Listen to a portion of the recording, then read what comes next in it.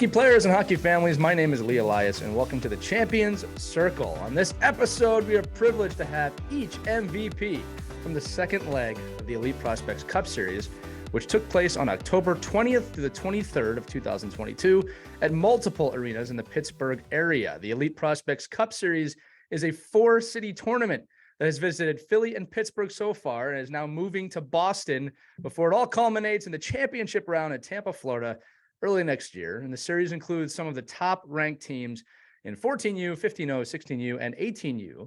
And we are joined by the MVPs from each division of the Pittsburgh weekend today. Let me introduce you to them. From 14U, we have forward Paul Hines of the Connecticut Junior Rangers. From 15O, we have forward Nick Gersh of the Florida Alliance. Also from the Florida Alliance, from 16U, we have defenseman Ian Gagnon. And from 18U, we have forward Duncan Stewart of the New Jersey Colonials. Boys, welcome to the show. Glad to have you. Congratulations, first off, on being named MVPs. It's a pleasure. Thank you very much. No problem, boys. So listen, Duncan, I'm going to start with you. We sent out a kind of interview questions before the show just to get to know you a little bit. I was really intrigued by one of your answers. You mentioned in your survey that hockey didn't get serious for you until a few years ago when you started having multiple A's after the division you were in. So This is kind of a two-part question for you. All right. When it wasn't, serious, you know what I mean by that. What did you love about it? Was it just the love of the game? Was that important? And then once it got serious, what do you think changed about your approach? Well, I'd say when I played AA, it wasn't super competitive. It was just a lot of fun. Like, you got to play with some of your best friends, and then once it moved to that next level, became super competitive. Every game was, must win. Like, you got to fight every single game. So that definitely changed the competitiveness, which is a huge jump. One of the things we talk about, and I talk about this with top coaches and top athletes, is that when you get to the top, right? And this is one of those things a lot of people don't realize. Talent, you have to have it. Okay. Like we all know that you have to have talent to be a top player and some competitiveness. But the one thing that I keep talking about is an extreme love of the game.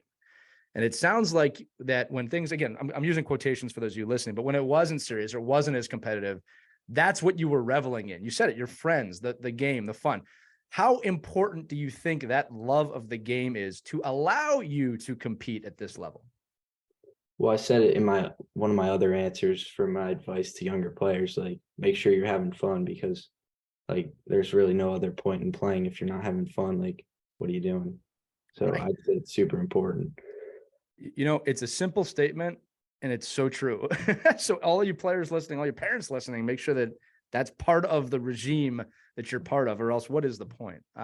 We are going to come back to what you said about talking to younger players, because I loved all of your answers with that. But I'm going to turn to Paul real quick. Paul, we asked you about team building and what your team does for team building. And you said that you guys do off-ice lifts. You play football, which I love. I think it's important to do other sports, among other things. How often are you and your team together? And how important do you think that off-ice stuff is to finding success on the ice? Our team, today we have another off-ice lift, but even before practice, in our facility, there's soccer fields upstairs. So we'll go upstairs, mess around, play some soccer. And it's built the chemistry. I've gotten to know some of my teammates better, and it's shown on the ice. We started passing more, passing faster, and that was a big success to our weekend in Pittsburgh. Yeah, absolutely. It's funny. You're seeing a lot more arenas now have as you said, an upstairs with turf, or the ability to find other ways to do things as a team, right? Let me ask you this question, to maybe youth players, younger players, and yet younger coaches. Do you think that team building is something that kids can start doing at even the mite level? Because I find that a lot of coaches think, well, I can't start doing that till they're 15, 16. I don't agree. So do you think that this is something that should be part of every team, really from the second you put skates on? Yeah. When I was younger, my team would play knee hockey or mini sticks in the hotel, get in trouble all the time. It's stuff best. Like that. Right. Yeah, just messing around with your team, just getting to know them, having fun. Right. Now, I'll tell you this from experience. The smart hotels anticipate that, and they'll clear a room out. And, they'll know the walls are going to get destroyed, but they'll let the kids play in there. Because let's be honest, whenever you go to a hockey tournament, winning the tournament's a big deal, but winning that mini stick tournament, that's what you actually end up remembering and talk about for years to come. All right. Depending on what stick you were using. Nick, let me throw it to you. Do you and your team do anything off the ice to build? Yeah, we've done a little bit off the ice. We actually went down to the University of South Florida, I think a couple months ago, and we did a ropes course there. So it Yeah. helped build the team. And I mean, me myself, I'm not a big fan of heights, but my teammates they helped me through it, so it was good. Yeah. Well, look, that's what it's all about, right? Is that, putting yourself in an uncomfortable position with your teammates and then knowing that they're going to have your back, right? So let's just talk about how that transfers to the ice. I love that you brought that up. You have a problem with heights. A lot of people do, right? Your teammates helped you through. How does that transfer to the ice? Because you need them to back you up. Tell me about that. How much you trust your teammates now. It helps me on the ice because, like I can trust them with if I miss a pass, I can trust them to get back, or if I miss a hit or really anything, I can trust them to back me up or encourage me if I'm like feeling down on the bench. Right. And do you think, I mean, I could put this question across the board, but I'll ask you, you were named an MVP, right? You didn't do that without the help of your teammates. When we asked all of you said, look, I didn't get this by myself. A lot of people, I forgot which one said it, but one of you said, well, look, I made a lot of great assists, but they had to put the puck in the net. Right. So across the board here, right? Like you don't get an award like this without your teammates, right? Yeah. Yeah, absolutely. Guys, I want to move on to this because we asked again in the little email we sent over, what would your advice be to younger players? And all of you gave unbelievable answers. I'm saying that in a few ways. I'm saying that as a coach that you gave unbelievable answers, as a player, former player, older player, adultly player, that I'm at that point in my life, you gave good answers. I'm saying as a parent, you gave great answers. And when we think here that the age range here is really 14 to 18, I'm incredibly impressed because the things you said in these answers are not things that we would have said when I was your age. And it gives me hope as a coach, as a person, as a father, but it's also super inspiring. So I'm going to, again, kind of go around the horn here. Ian, I'm going to start with you. You gave a little bit of a longer answer to this question. I'm going to read part of it because it's really fantastic. And this is what you said. You said, realize that people will try and shut you down, whether it's your own teammates or other coaches or other teams.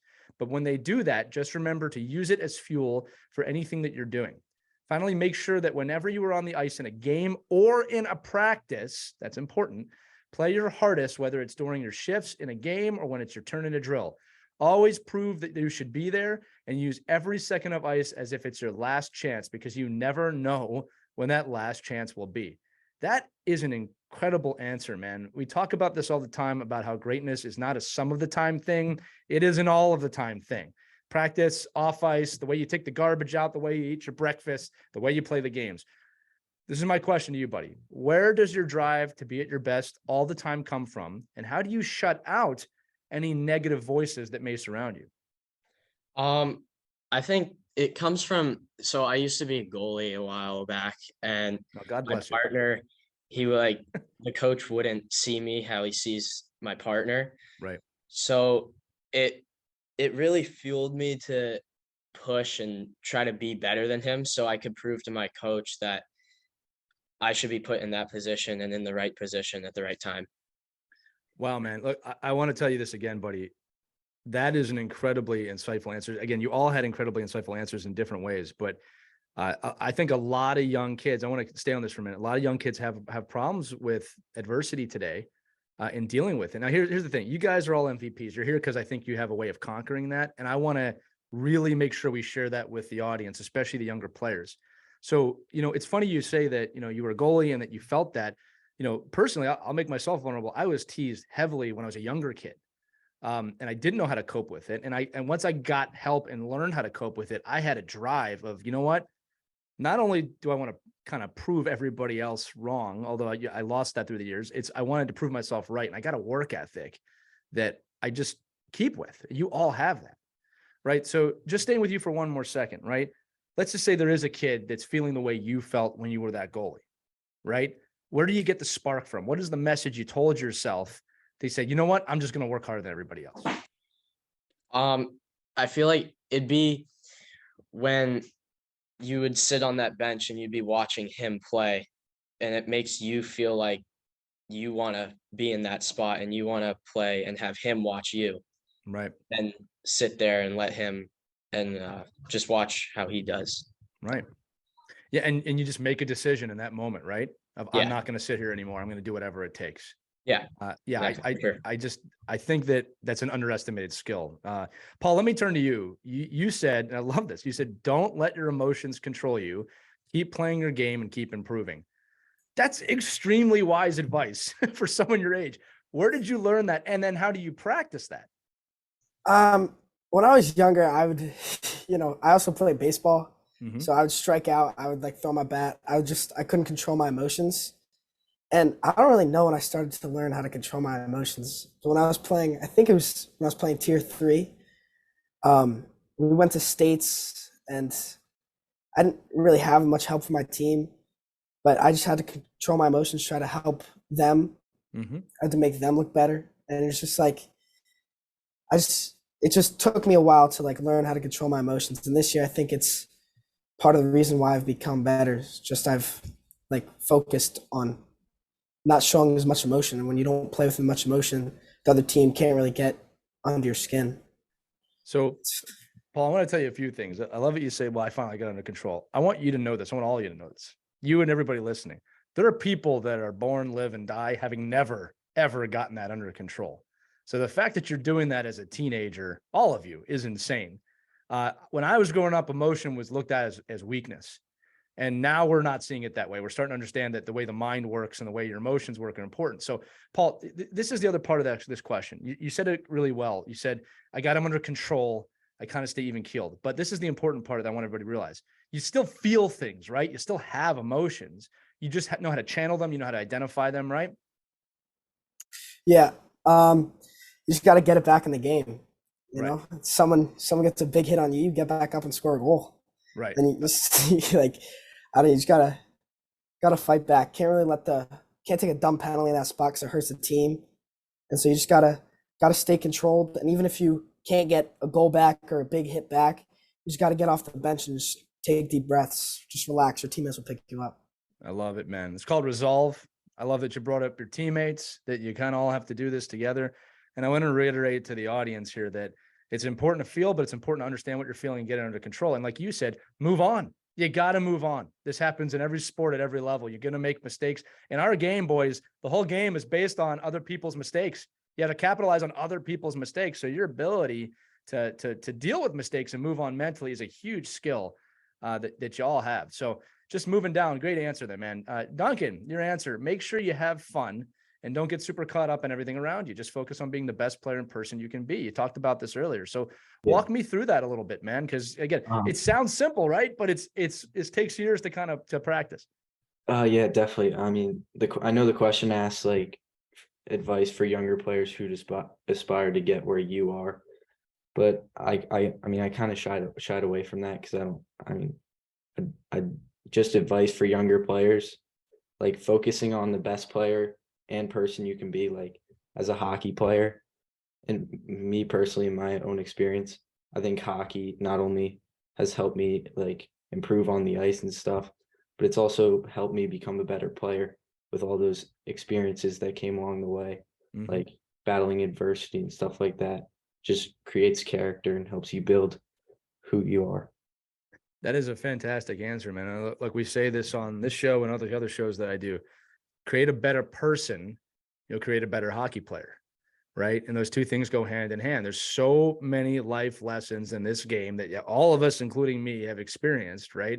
And if you don't take those in and learn from them, not only are you going to not have fun on the ice, you're not going to have fun in your life, right? I can tell you right now, man, losing the puck, giving up a goal, scoring a goal, everything the game provides, injuries, you're going to face those in real life in different forms. And the game, as you said, is a gift that teaches us along the way how to deal with that type of adversity. And then you gotta have fun, right? I mean, like if the game's not fun, what are we doing? What are we doing here, right? And again, I know there's times in the games that are not fun. Losing is not exactly fun, but the ability to compete, to get on the ice, to be with your teammates, that's fun. And if you're not enjoying that, we got a problem, right? So yeah, Nick, I want to move to you. What are your thoughts on this, right? Like, to the billions and billions of young kids listening to this, all of you, what's your advice to young players? For me, my biggest key is confidence, because you've seen some like really good, talented players that maybe lose their confidence. They're not so good.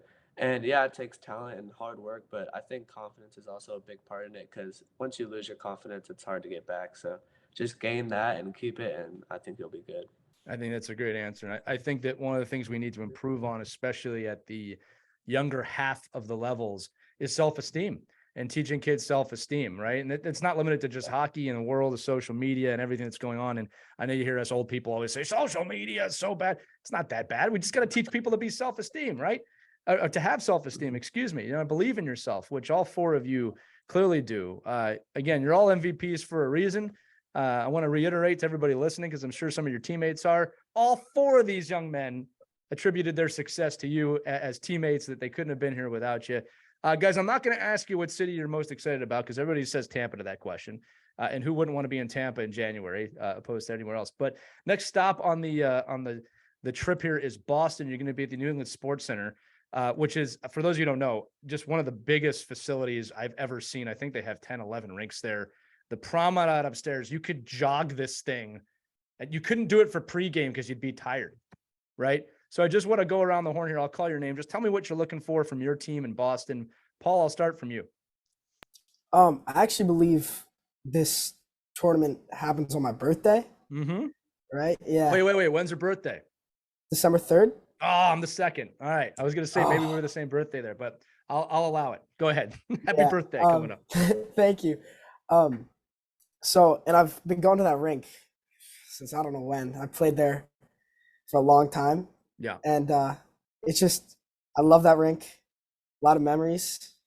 A lot of second places there. Not many first place victories, but I'm just looking forward to being with my team. Staying at probably my favorite hotel there, the Embassy Suites. Yep. They have a nice near the bowling alley and the laser tag and the arcade, right? I know. That's the nicest knee hockey room I played in.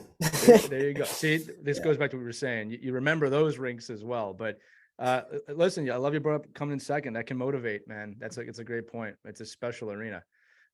Keep going here, Nick. Tell me about what you're looking at for your team and yourself from Boston. Obviously looking for to win out, but also looking forward to just good team effort from everyone and from me. I'm not really looking for goals or assists, just everything I can control, like hard work and attitude, stuff like that. Wow. Listen, man, that's a great answer. I'm telling you, there's people out there that go, I got to score 50 goals. I forgot which one of you said it, but great players lift up their teammates. They make the players around them great. I can see, Nick, from your answer that you're on a team like that, which is fantastic.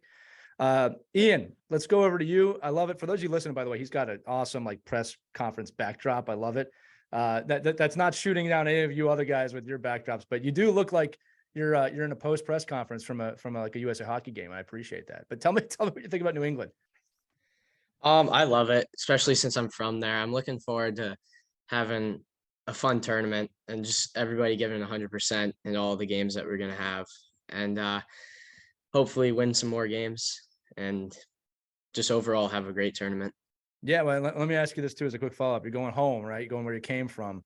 Whenever I played in Philly, and I got to play all around the world, but there was a little something extra for me when I was back home, not just that my family and friends would be there, but do you experience that? Does it give you a little bit of a boost, you think?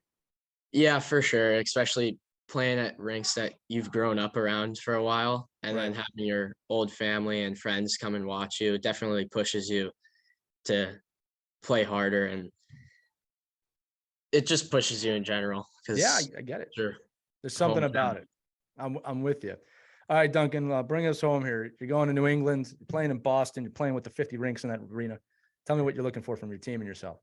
I mean, for some reason, whenever I play at that rink, I'm always shoved in the back corner, like rink 8 or rink 9. Yeah. Notice everybody, he said rink 8 or 9. There's not many facilities you can say that. Yeah. Well, I know the past weekend where we were in Philly or Pittsburgh, sorry, we went 1-1-1, I believe.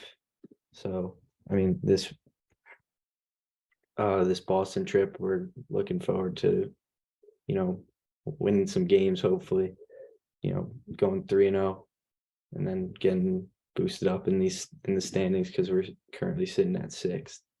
So Nothing wrong with that, man. Like I said, just what's cool about that too is, look, you're an MVP and you're here and you just acknowledge your team is not the top, which just shows that the people that are voting on this are not just looking at what teams are succeeding. They're looking for individual performances, team performances, and everything in between. And you got to give a shout out to Elite Prospects for running this Cup Series. It's being done really well, really professionally. The website, which I'll tell everybody in a minute, is I mean, it looks like a league website, except it's easier to read because there's not 7,462 rankings and teams you don't know. But with that said, boys, I'm going to tell you, look, first off, you did a great job on this. What I wanted to do with these podcasts is not just talk about your goals and your assists and the great plays. I really wanted to provide some value to the listening audience. And I'm going to guarantee you that all four of you did that today. So thank you for that. And say to our audience real quick, again, Boston, as we said, it's the next city on the schedule for all of our guests and their teams. And that round will take place from December 2nd through the 4th. Once again, happy birthday, Paul, during that time, primarily at the massive New England Sports Center. And you can learn more about the Elite Prospects Cup on cupseries.eliteprospects.com. That's the website. I'll say it again, cupseries.eliteprospects.com. So check that out before you get to the next one of these episodes. And for all of us here at the Champions Circle, thanks so much for watching. We'll see you after our next MVPs are selected right back here on the Champions Circle. Take care, everybody. Have a great night. Guys, thanks so much for being here. We'll see you next time.